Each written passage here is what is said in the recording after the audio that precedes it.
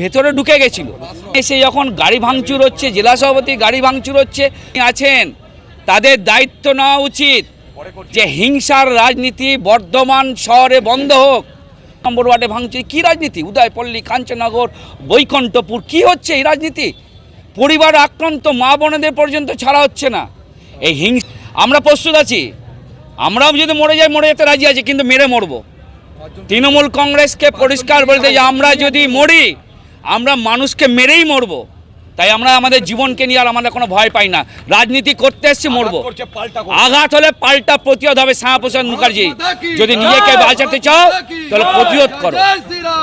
একটাই কথা বলবো, একটাই কথা, যারা তৃণমূল কংগ্রেসের দায়িত্বপূর্ণ কার্যকর্তা আছেন আপনাদের অনুরোধ করব, আপনাদের কর্মীদের সংযত করুন, হিংসার রাজনীতি বন্ধ করুন, সৌহার্দ্যের রাজনীতি করুন। আমার নাম সুমিত দত্ত, আমি বর্ধমান দুর্গাপুর লোকসভা কেন্দ্রের বস্তি উন্নয়ন সেলের কনভেনার।